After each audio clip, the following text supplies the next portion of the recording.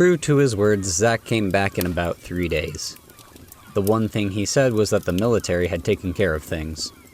He was very vague about what he did on the mission, but I guess he probably worked with some illegal organizations dedicated to bombing large things. Probably North Korea, to bomb the shit out of the Gulper. And it was all over. Completely over. The Leviathan's killer was found, we accidentally discovered what we thought killed the Leviathan, the deep one, and we found the thing that actually killed the Leviathan. We got stranded on a... Never mind, you already know what happened. That's all history. So anyways, everything was completely over. But since this book is only half over, you, the listener, would think that everything is not over. And sadly, you're not wrong. 1 week later. Kyle, former asshole, ex-missionary, ex-Navy SEAL, ex-criminal, current psychopath, and my current roommate, rushed in the door after going to the convenience store to buy some beer and cigarettes. He was sweating and had a shit-eating grin, and specks of blood were on his face. Probably not his. But the strangest thing was that he didn't get any beer. "Oh, what's wrong?" I asked. "A lot of things, you shithead. But remember when I said some old man with a dick limper than Stephen Hawking's spine hired me to steal the skin samples?" "Yeah?" "Wait, you never said that," I said. "His goons are back. Remember, his name was Lawrence? His goons are fucking back.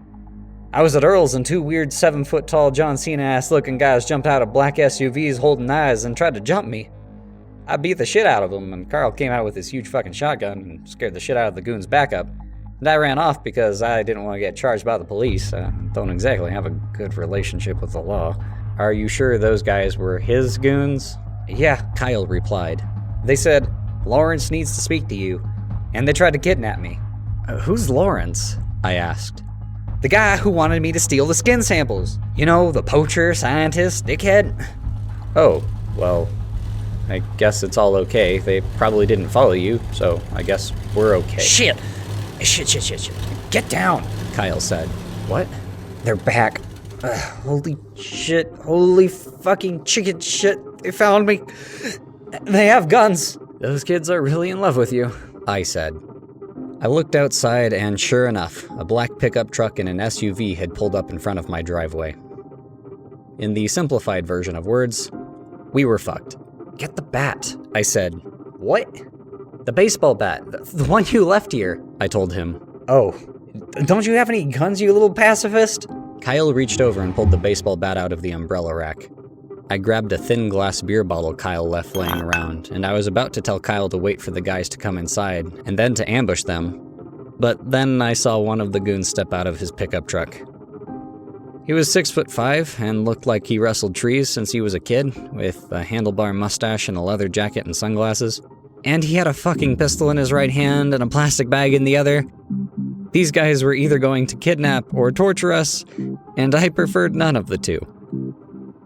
5 other goons stepped out of the cars, holding brass knuckles and broken beer bottles.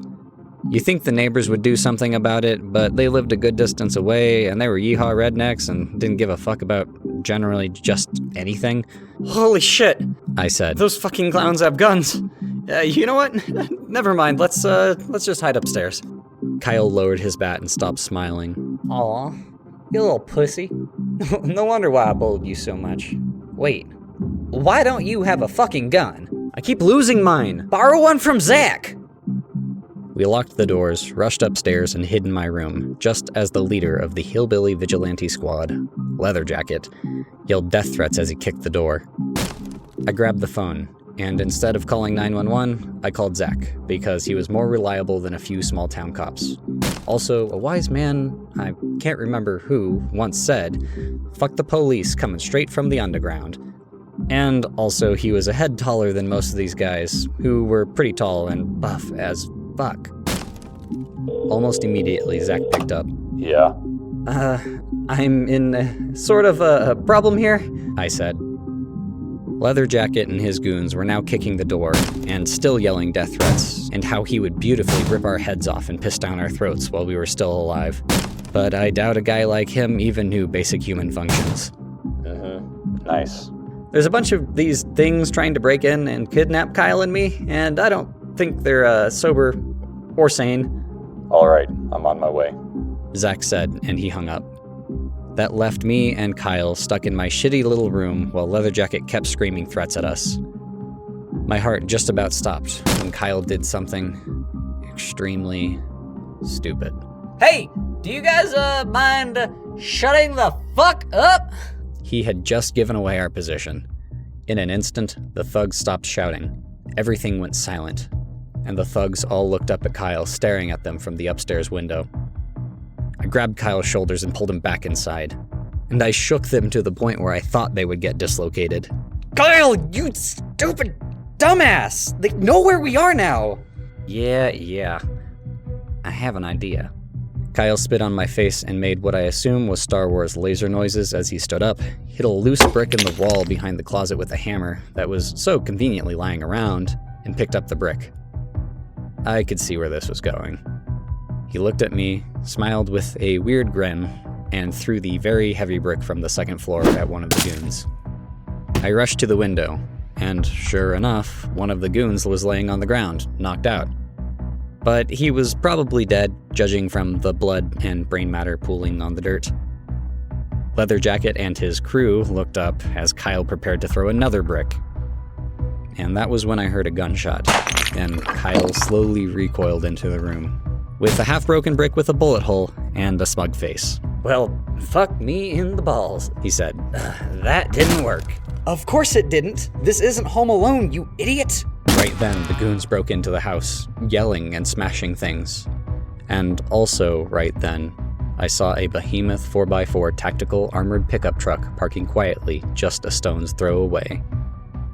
Fuck yeah.